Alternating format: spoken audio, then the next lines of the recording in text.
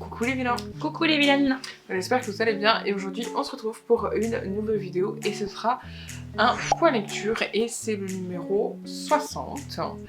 C'est le 60e point lecture que nous faisons aujourd'hui. Eh bah, qui l'eût cru?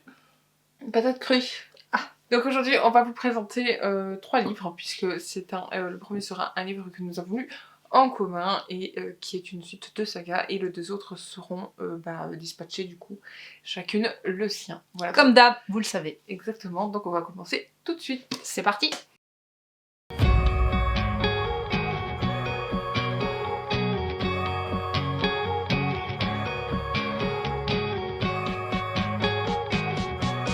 Donc on commence par À tout jamais, donc c'est le tome 2, Duologie de Colleen Hoover, donc aux éditions Hugo Roman. Ah oui, c'est vrai qu'elle est plus au départ avec Riley.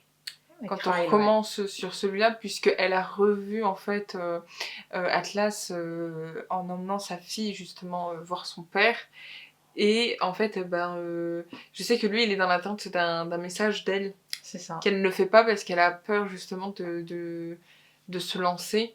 Et à cause de Riley, c'est ça? Oui.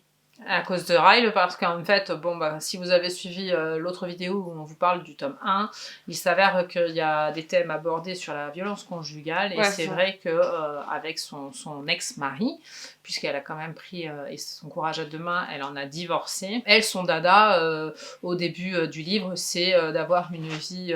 je dirais un petit peu tranquille avec sa fille Emerson. Son dada, c'est de vouloir donner à Emerson une vie assez normale avec un papa et une maman proches, si ce n'est divorcés. Mais en tout cas proches. Pas comme avant où ils étaient ensemble et que il y avait des choses qui n'allaient pas du tout. Et voilà. Donc Lily s'efforce au début du roman de concrétiser justement cette sérénité de parentalité un petit peu particulière, vu que voilà, mais elle s'évertue à ce que ce soit assez sain pour sa fille et pour elle aussi. Oui, même si quand même elle sait très bien comment est son ex-mari et qu'est-ce que ça provoquerait si elle côtoyait justement Atlas, parce que lui ne l'aime pas du tout.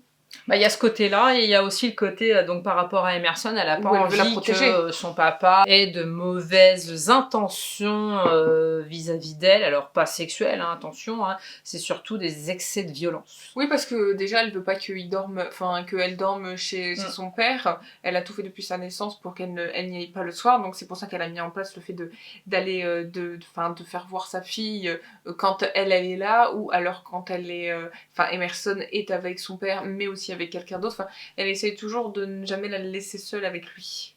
Parce qu'elle a peur justement que ça arrive en fait. Mais elle lui laisse quand même beaucoup de place. Oui, elle lui laisse être son père. Elle lui laisse être son papa, il peut la voir quand il veut. Mais vous comprenez bien que tout ça, il n'y aurait pas de suite si c'était aussi simple. Ouais, c'est ça. Vu que elle lui laisse donc de la place, mais si ce n'est un petit peu trop de place justement, puisqu'il empiètre un petit peu comme s'ils étaient encore mariés. Et elle, là on va vous parler après d'Atlas, mais que ce soit Atlas ou un autre homme, il n'y a pas la place pour il n'y a pas la place pour un autre homme en fait. Voilà, donc ça va lui poser problème. C'est ça. Elle a le droit de refaire sa vie tout en essayant d'avoir une vie avec sa fille et son ex-mari qui fonctionne, quoi. Oui, un équilibre. Voilà, un équilibre. C'est ce qu'ils veulent, c'est ce qu'elle veut elle, mais lui il veut pas en fait. Il lui fait clairement savoir qu'il veut pas en fait. Il veut pas qu'elle ait un autre homme. Lui il ne veut pas rencontrer une autre femme puisque de toute façon il l'aime encore elle. Donc en fait lui limite ce qu'il veut c'est se remettre avec elle et recommencer en fait. Jusqu'au bout, même au début du roman, on sent bien qu'il y a encore ce déséquilibre comme je vous disais tout à l'heure. Et c'est vrai qu'avec l'arrivée de nouveau d'Atlas, les jeux vont être un petit peu changé. Oui, parce que Lily va quand même prendre le risque de revoir, on va dire, entre guillemets, Atlas, c'est-à-dire de reconstruire quelque chose, une relation de base simple en fait, pas ni amoureuse ni tout ça, mais juste déjà avoir un contact avec lui. Et puis au début c'est de l'amitié. Hein. Oui, voilà, même si tu sens que quand même il y a un truc entre eux, voilà, on le sait, on le sent, et puis avec leur passé c'est normal. Et puis lui, Atlas, il lui laisse le temps. Il est pas pressé, il est prêt à attendre. En plus lui de son côté il a d'autres problèmes à gérer. Ouais. Donc forcément, voilà, il il ne peut que lui laisser du temps. Et c'est bien fait. En tout cas, moi, de ce que j'ai bien aimé dans ce livre, c'est que dans la continuité, déjà, elle est bien faite. C'est très doux, en fait. C'est beaucoup plus tendre que dans le premier, puisque dans le premier, bon, bah, il y a les violences conjugales, il y a beaucoup de choses sujets difficiles. Dans le deuxième, un petit peu moins. Il y avait plutôt cet aspect tumultueux dans le premier, et j'avoue que dans la suite, donc dans le tome 2, c'est plus de la réflexion, de la mise en place, de qu'est-ce qu'on peut faire, comment améliorer les choses. Voilà, et c'est en ça que je trouve que cette suite est quand même relativement bien faite. Oui, je trouve que ça suit bien un fil conducteur et tout, même par rapport à Atlas, où on découvre certaines choses même du côté de sa famille, etc. Voilà, on en apprend plus, on en sait plus, on découvre même certaines personnes qu'on ne soupçonnait même pas, enfin voilà, c'est pour pas vous dévoiler tout le livre et pour pas vous spoil du coup, qu'on vous dira pas pourquoi et qu'est-ce qui s'est passé, mais ils ont tous les deux des problèmes à gérer, leur quotidien à gérer, et puis professionnellement aussi, puisqu'ils ont quand même des entreprises tous les deux, voilà, mais ils vont quand même trouver le temps finalement de s'apprivoiser, de se rencontrer en fait d'une certaine façon et de renouer des liens entre eux avec ce qui s'est passé dans leur passé commun. Et aussi un renouveau. Le temps de l'explication aussi, parce qu'on a un schéma aussi à un moment donné dans l'histoire où on nous raconte ce qui s'est passé et leur point de vue différent, pour qu'on comprenne bien qu'ils avaient une façon différente de penser, puisque bon voilà, c'est pas les mêmes personnages, etc. Mais c'est là où c'est intéressant aussi, c'est de savoir ce que chacun pensait. Bien sûr. À ce moment-là. Alors je pense qu'on vous dira pas comment ça va s'imbriquer, comment ça va se développer. Ou terminer même. Ou même se terminer. Voilà, c'est à vous de le découvrir. Si ce n'est que c'est une très belle suite. Moi je l'ai beaucoup apprécié. Moi aussi j'ai beaucoup aimé le lire. J'aime beaucoup Atlas, forcément. C'est un homme assez tendre, particulier, très attentionné, d'une patience phénoménale. Et voilà, même malgré son passé, il est très... à l'écoute, et ça j'aime beaucoup. Merci Raina. Il y a les chats qui s'aiment vite. Elle veut parler, Lucie. Qu'est-ce qu'il y a, Fifi? Hello. Tu veux parler de Lily? Hein? Toi t'es pas Lily, t'es Raina? Hein? Regarde la caméra là-bas. Oui. Voilà, une petite visite. Il y a Boulette qui te regarde. Et il y a Boulette là. Enfin Zelda. Voilà. Voilà, petite histoire. En tout cas, moi, j'ai beaucoup apprécié, pour revenir au bouquin. Que dire de plus? Si vous l'avez lu, si vous avez lu le premier, ou si vous avez envie de le lire, dites-nous-le en commentaire. On rappelle quand même qu'on sait que c'est une autrice problématique, etc. On sait qu'il y a plein de trucs par rapport à cette autrice, mais voilà, il faut savoir qu'on est là pour parler du livre, hein, bien évidemment. On le rappelle parce qu'on sait que souvent, vous avez tendance, pas à nous faire la réflexion, parce que c'est pas vraiment une réflexion, mais genre, vous avez tendance à nous le dire, justement, mais on le sait, en fait. Mais on vous chronique le livre, on vous chronique un avis sur la lecture qu'on a eue, pas sur l'auteur. Voilà, moi ce qui compte c'est est-ce que la vie de Lily dans ses mésaventures conjugales m'ont hypé, oui, ça m'a intéressée, c'est des thèmes que les jeunes filles...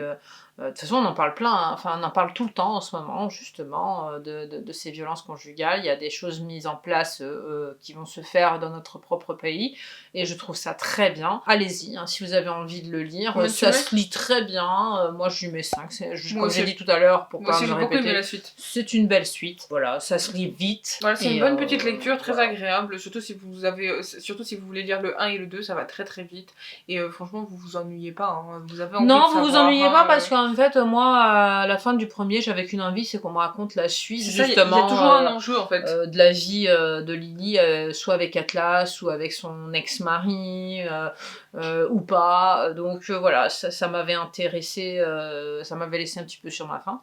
Donc moi, je suis très contente d'avoir lu la suite. Voilà, c'est vrai qu'on peut très bien lire que le premier. Mais voilà, si vous êtes curieux, allez-y. Moi, pour mon premier, ce sera donc Les Roses de Somerset de Leila Mecham aux éditions Charleston. Voilà, il est là.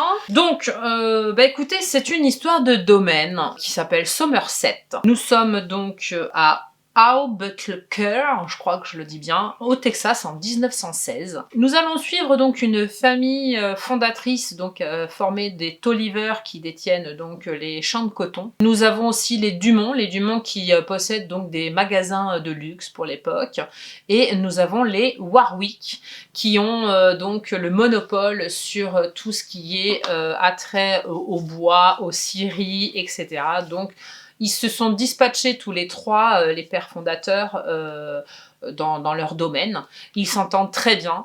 Ils ont une petite devise qui dit que on ne doit pas prêter d'argent à son propre ami, donc un des trois. Donc ils se sont donné comme, disons, un petit pacte entre eux qui fait que comme ça, il n'y a pas de mésentente. Il y a une petite aussi, mais je sais plus, alors je vais douter, parce qu'il y a un petit rituel avec les roses, c'est-à-dire que les roses blanches, je crois que c'est « je te demande pardon ».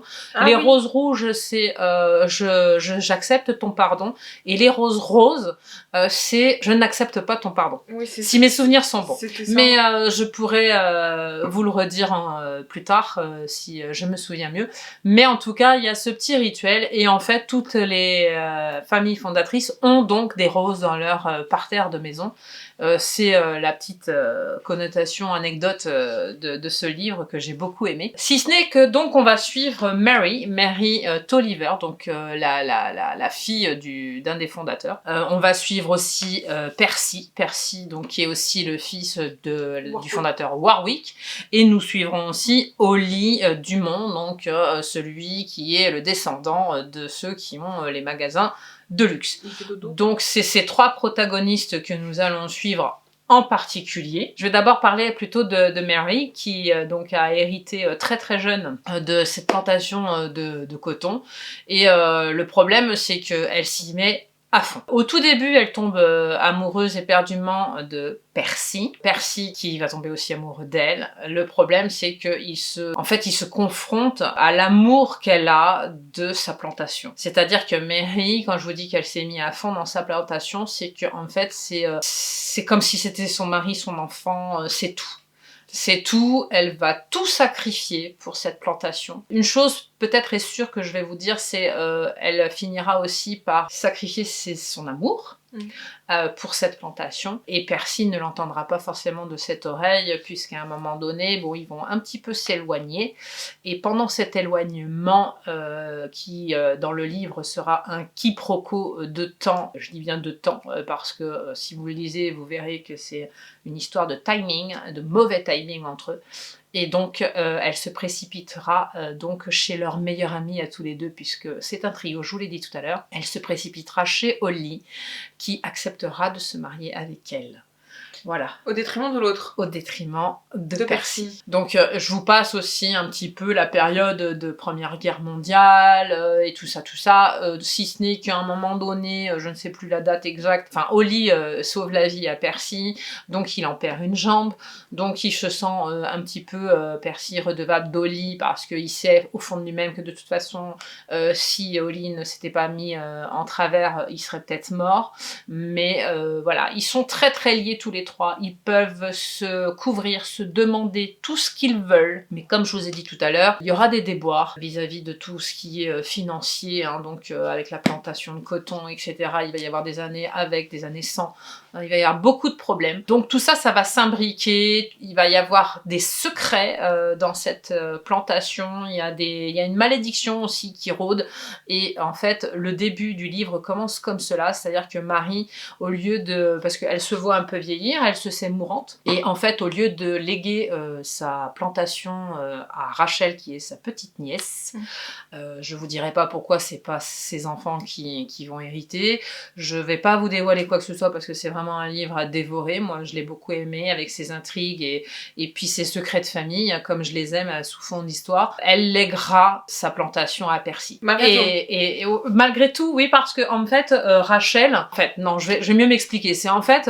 Marie, comme je vous l'ai dit tout à l'heure, ne veut pas que cette malédiction se répercute sur Rachel. En fait, elle lègue cette plantation à Percy pour que Rachel soit heureuse dans la vie. Parce qu'elle s'est aperçue que tous ces choix de vie l'ont mené, entre guillemets, pas à sa perte, mais finalement ont laissé ses rêves désœuvrés, et elle veut pas que ça arrive à Rachel. Elle veut que Rachel soit heureuse avec celui qu'elle aura choisi, et elle ne veut pas qu'elle dépende de cette plantation qui mange l'humain jusqu'au bout, en fait. Marie a été rongée, a pris des décisions en fonction de cette plantation, ce manoir, etc., et elle ne veut pas que ça se répercute. Et auparavant, c'était la même chose.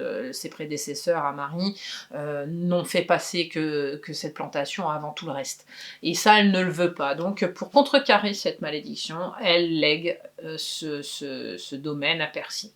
Voilà. Je pense que c'est tout ce que je vais vous dire de toutes ces péripéties à cette jeune femme devenue âgée. C'est une très belle histoire. Moi, j'ai beaucoup aimé. Je lui mets 5. Je l'ai dévoré. Je trouve que c'était très intéressant de découvrir justement cet imbriquement de relations humaines entre les trois. Bien, les trois au départ, donc Marie, et puis Percy, et puis Holly, puisque tout part de ces trois-là au départ dans le bouquin. Et je trouve que c'était très intéressant de les découvrir, humainement parlant. Et voilà, c'était de beaux sentiments, avec des hauts et des bas. Et puis voilà, j'ai beaucoup aimé.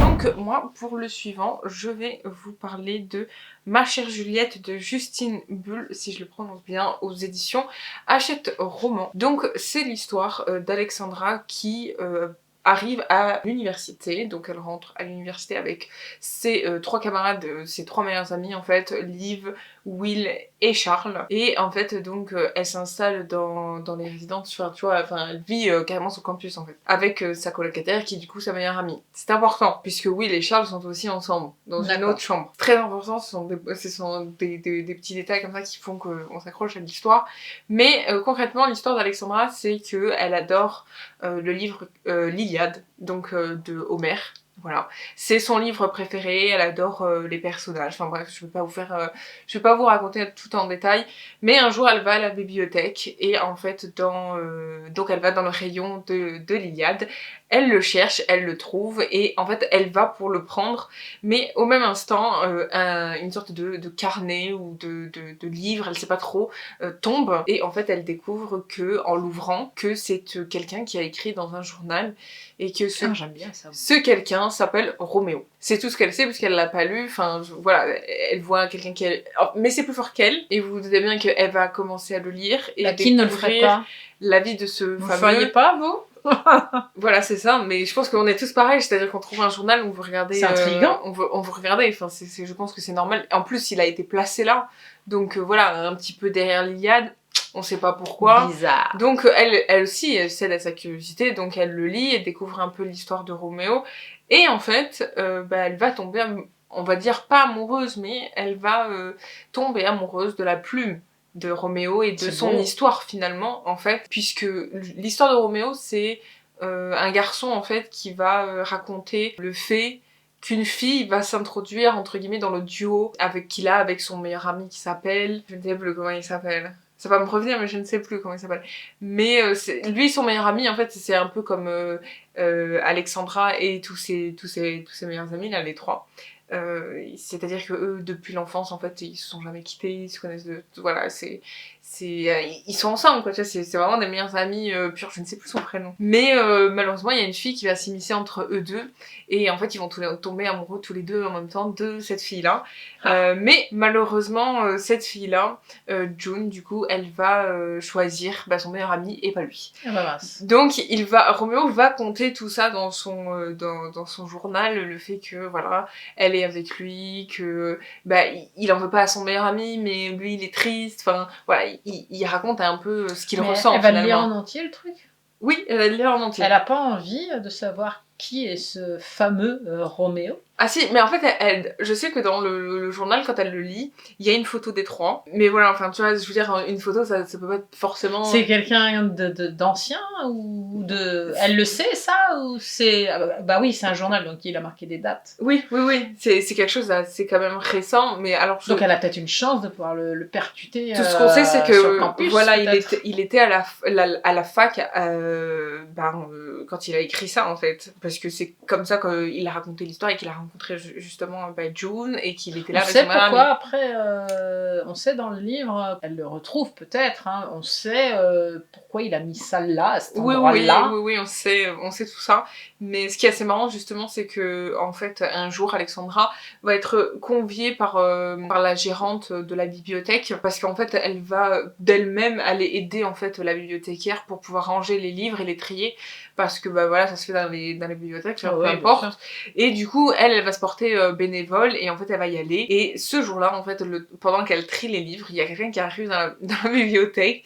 Et devinez qui c'était? Ah, c'est Roméo! C'est Roméo, qui connaît très bien la bibliothécaire en plus. Tu vois, il a quand même une bonne relation. Mais il a jamais été le rechercher, son bazar? Et non, parce que en fait, il déclarera à Alexandra que en fait, ce livre, il l'avait placé derrière l'Iliade parce que personne ne lit l'Iliade. Il lui donne une excuse comme ça, genre en mode personne c'est ne vrai que lira l'Iliade, c'est particulier, l'histoire. En plus, je crois qu'il lui dit que c'est une vieille version, donc enfin voilà, pas que tout le monde s'en fiche un peu, mais voilà, ça peut, c'est pas voilà, donc il l'avait mis là. Je vous en dis pas trop plus parce que je pense que c'est intéressant d'aller voir, de lire cette histoire parce que après il y a des trucs vers la fin qui m'ont un peu, voilà, c'était pas, je m'attendais pas forcément à ça ni que ce soit fait comme ça. Mais j'avoue qu'on a quand même... En fait, c'est assez marrant parce qu'on a la première partie, justement, où on veut qu'elle le rencontre absolument, donc elle finit par le rencontrer. Et en plus, finalement, elle a pas besoin de le chercher. Il vient à elle tout seul. C'est ça, parce qu'en fait, lui il suit des cours aussi. Parce que moi, j'aurais été curieuse, tu vois, genre, si vraiment c'était dans mes mêmes années, j'imagine que j'aurais été scrutée. En plus, il y a la photo, voilà. Mais en fait, ils ont qu'un an d'écart. Ils ont qu'un an d'écart parce qu'à un moment donné, en fait, Alexandra, pendant un de ses cours de littérature, elle va devoir faire un devoir. Je sais plus sur quoi porte le devoir. Et en fait, le professeur qu'ils ont vont leur donner, leur dit, si vous voulez, j'ai une copie qui est très très bonne, qui a reçu la meilleure note l'année dernière. Donc si vous voulez la consulter pour vous donner une idée de ce à quoi ce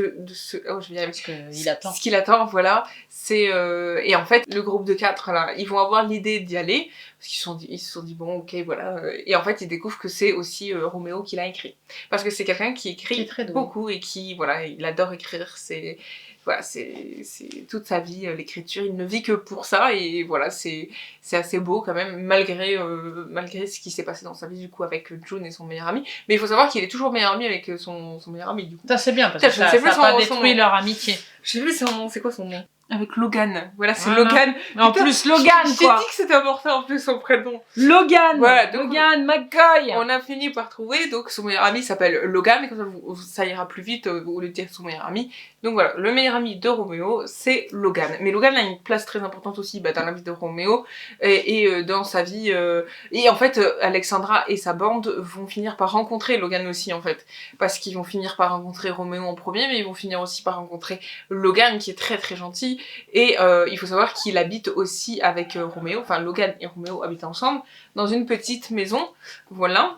C'est le retour de Reina. Bonjour ma fille. Et donc tu disais, juste avant, t'as posé une question pendant que j'étais en train de chercher son prénom, c'est que s'il y avait une romance entre Roméo et Alexandra. Il faut savoir que Alexandra est amoureuse de lui. Donc elle est tombée amoureuse non seulement de son écriture, mais par l'intermédiaire de son journal intime, elle est tombée amoureuse de ce garçon. Parce que en fait, elle le dit clairement que en fait, elle veut le sauver. Elle veut le sauver de ce qui le blesse, etc. Et que en fait, ouais, elle était complètement tombée amoureuse de lui, et en fait c'est encore plus révélateur quand elle le voit en fait. Elle sait, elle le sent, tu vois, elle le dit pas clairement, mais on le comprend en fait finalement que ce n'est pas que de son écriture et de son histoire, c'est aussi ce que lui il est finalement, puisque finalement elle c'est vraiment avec son journal intime, et c'est vraiment imprégné. Oui, mais on va avoir un problème. C'est qu'il ne le sait pas. C'est-à-dire que quand en fait elle rencontre Roméo, il ne sait pas qu'elle a lu son journal. Oui, c'est une donnée ça aussi. Ah donc il va peut-être... Il sait pas que cette Alexandra connaît sa vie avec Logan et Juniper, tu vois, parce qu'elle s'appelle Juniper, et pas June. Ouais. June c'est son surnom, enfin bref. Et oui, il sait pas lui. Lui il sait pas. Donc il va falloir qu'elle ait le cran de lui dire, sauf qu'elle sait très bien que quand elle va lui dire, il va se poser un problème. Il va pas être content. Parce que elle est il va pas être content, mais en même temps, il a fait l'erreur de laisser son journal intime dans la bibliothèque. Oui, mais donc quel est le pourcentage de hasard? Mais bon, à un moment donné, le pourcentage, voilà, le pourcentage de hasard, que ce soit elle qui tombe sur le journal et qu'après il la rencontre, voilà, vous vous doutez bien que, bon, après c'est pas exprès pour l'histoire, mais voilà, vous vous doutez bien que dans la vie, voilà, ça aurait pu très déjà, bien tu laisses pas traîner tes journaux intimes, hein, déjà en règle générale, hein, ceux qui en ont, ne les laissent pas à la vue de tout le monde. Et en fait c'est très intéressant parce que justement en fait je vous ai dit la première partie, voilà, c'est sur le moment où elle le rencontre finalement par le biais de son journal et commence à apprendre à le connaître finalement grâce à ça, parce que finalement quand elle l'a en face de lui, elle sait déjà à peu près qui est Roméo, contrairement à lui qui ne sait pas du tout qui est Alexandra, tu vois. Bah oui, mais elle a quand même quelques données sur lui, voilà, c'est ça. Elle a une longueur d'avance. Exactement, sauf qu'on apprend aussi,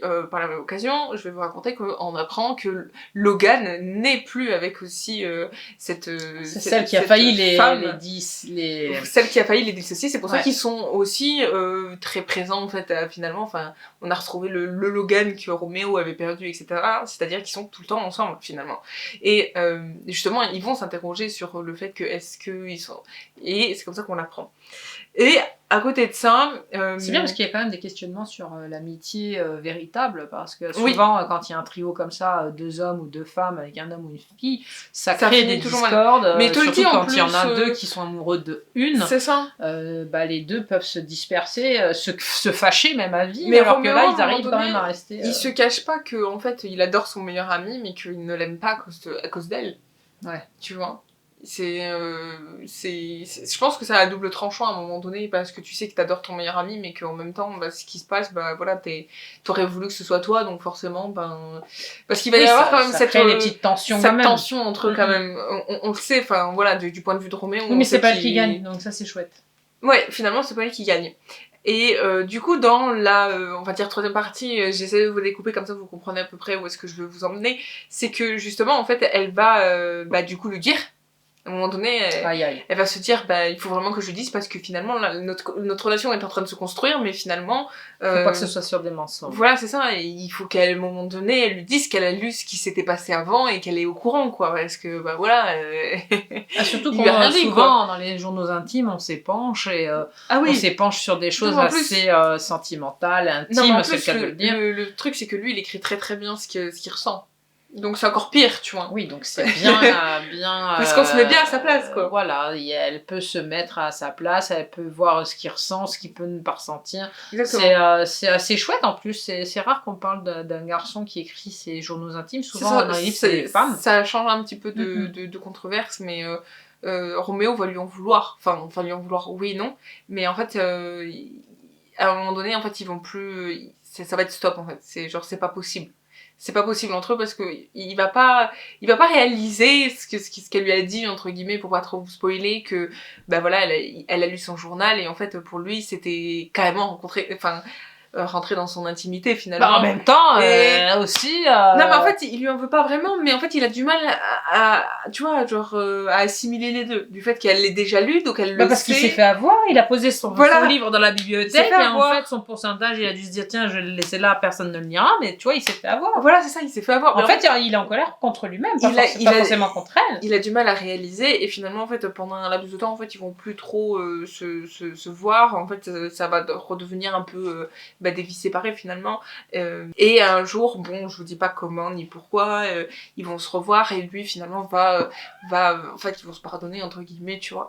Et là commence finalement quelque chose d'un peu plus, beaucoup plus sentimental, et beaucoup plus vraiment une relation amoureuse, puisque tu sens que même Roméo, il commence justement, parce que lui aussi il est très réfractaire à ça, il veut plus tomber amoureux, avec ce qui s'est passé avant, il s'est dit non, jamais 203, enfin tu vois, il veut pas recommencer, mais finalement en fait il va aller au-delà de ça, et il va avancer, et finalement en fait on sait qu'à un moment donné ils vont avoir une relation amoureuse. C'est beau. Mais le problème, c'est bien quand même. Le problème qui va se passer, c'est que, voilà, c'est une donnée que je vous ai pas dit dès le départ, pour pas trop vous spoiler, mais en fait ils sont dans cette université à Charleston, mais que pendant 1 an en fait. Alexandra, Liv, Will et Charles ne sont là que pendant 1 an, parce qu'ils voulaient vivre encore 1 an ensemble avant d'être séparés, puisque le rêve, entre guillemets, d'Alexandra et de Charles, c'est d'aller à Londres, et celui de Will et Liv, non, celui de Liv, c'est de partir pour une autre université qui est du côté de Chicago, si je me souviens bien, et Will, c'est pas du tout pareil, je sais plus Will, je sais plus. Et en fait, là, il va se poser un problème. La distance va faire qu'il va y avoir un problème. Mais non, mais il va y avoir un problème tout court, parce que lui aussi, il doit partir. Parce que Roméo doit partir aussi. Lui, son rêve, c'est d'aller à Chicago avec Logan, et d'avoir justement, enfin, d'aller dans une autre université aussi. Plus prestigieux par rapport à l'écriture, tout ça, parce qu'il veut en faire son métier. Bon, écoute, il y a Raina qui veut faire une chronique. Oui, écoute, elle veut faire une chronique de... livre de chat. Le chat qui mange des croquettes. C'est le petit chaperon croquette. Vas-y, fais-le au milieu. Oh. Viens, ma chérie. Hop là. Viens, allez, assis. Voilà, assis là. Allez. Non, elle veut pas s'accrocher à moi. Ah bah tu vois, tu voulais avoir la vedette avec les amis, puis maintenant tu veux plus. Non, ça va. Elle veut être en face de toi. Et du coup, je disais que voilà. Donc en fait, il va se poser un problème entre eux. Et en fait, ce qui est assez marrant, c'est que on apprend que Charles, il a des vues sur Will. Voilà. Il a des vues sur Will. Logan finit avec Liv. Attention, c'est un peu du spoil, mais c'est pour que vous compreniez où est-ce que je veux en venir. Et, et Alexandra et Roméo finissent par être ensemble aussi. Et Will finit par rencontrer une femme. Voilà, une fille. Mais ils ont tous des situations différentes parce que ça va les amener justement à cette partie du livre un peu à la fin où en fait on a genre Liv et Logan qui vont partir ensemble pour Chicago puisqu'il va y avoir Roméo avec eux, enfin bref t'as compris. Donc eux leur relation n'a pas d'impact, enfin tu vois ils vont continuer à être ensemble, machin truc.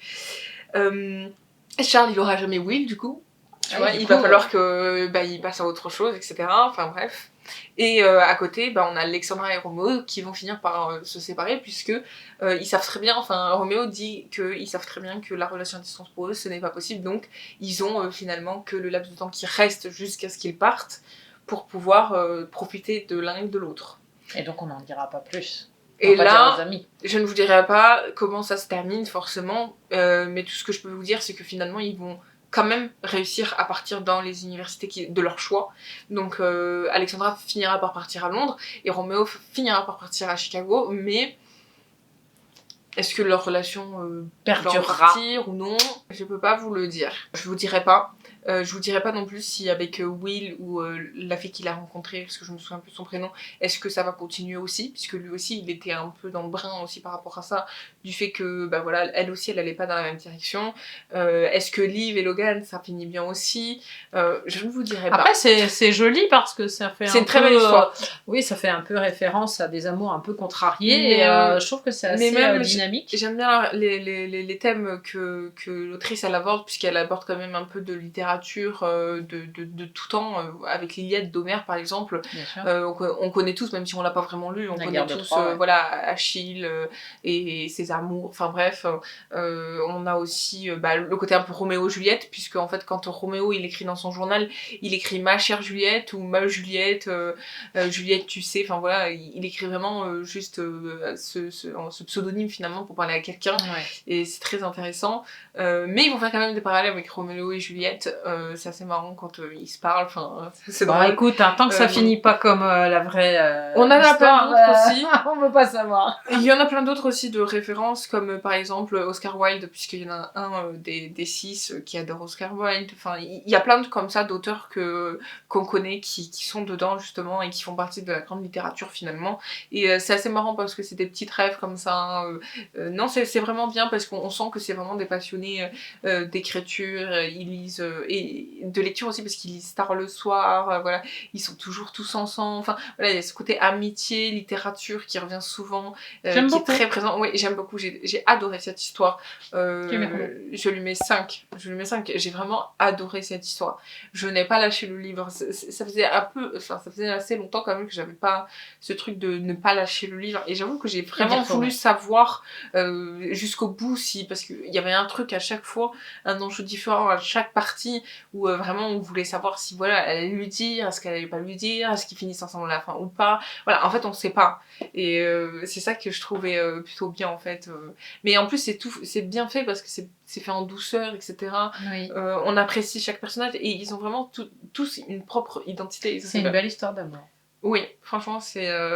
belle, ça, je vous le dirai pas. Comme on l'aime. Bah si, puisque... Enfin, on sait pas comment ça va finir, mais on sait quand même qu'ils arrivent à être ensemble, ce qui fait que c'est assez chouette de voir que finalement, disons que c'est un amour quand même assez voilà, c'est ça. Et tendre. Grâce au journal, il y a quand même quelque chose. Bah voilà, dites-nous en commentaire si ce livre vous intéresse ou si vous l'avez lu. Cette vidéo est maintenant terminée, on espère qu'elle vous aura plu. Voilà, donc il est peut-être un peu plus court, ce point lecture. Mais on s'est bien amusé à le faire Surtout que... Mais vous en aurez d'autres, hein, on a voilà, eu plein de exactement. livres. C'est pas le dernier, c'est le 60e, vous voyez bien. Voilà. On n'est pas encore arrivé à 100, peut-être l'année prochaine. Non, et puis on n'a pas rattrapé encore notre retard de point lecture, donc vous allez en avoir d'autres. C'est ça. D'ailleurs, il me semble que dans la vidéo d'avant, ou celle d'avant encore, on vous avait demandé si vous vouliez Enfin, si vous étiez intéressé, enfin si vous vouliez, mais plutôt si vous étiez intéressé, je vais y arriver, pour les fameux lives qu'on voudrait faire à la fin du mois de décembre, enfin vers la fin, mi-mois de décembre, enfin bref, vous avez compris. Et donc du coup, n'hésitez pas, si vous l'avez pas vu dans la première vidéo, à nous le dire en commentaire, du coup, si vous êtes vraiment intéressé et que vous aimeriez lire ou papoter avec nous en stream. N'hésitez pas à nous donner, à nous donner des idées de ce que vous aimeriez parler avec nous, je ne sais pas. Voilà. Si vous avez des questions, voilà, si c'est vous avez, ça. N'hésitez comme ça, on pas. pourra animer ce petit live avec des petites questions pour y répondre. Et puis, bah voilà, dites-nous tout ça en commentaire, on sera contente de vous lire. Exactement. En tout cas, n'oubliez pas de liker cette vidéo, de commenter, de partager et surtout abonnez-vous à notre chaîne YouTube et activez la cloche. Profitez des fêtes de fin d'année, on vous fait plein de bisous, on se retrouve la semaine prochaine pour une nouvelle vidéo, portez-vous bien, lisez bien, on se dit à la semaine prochaine, bye bye.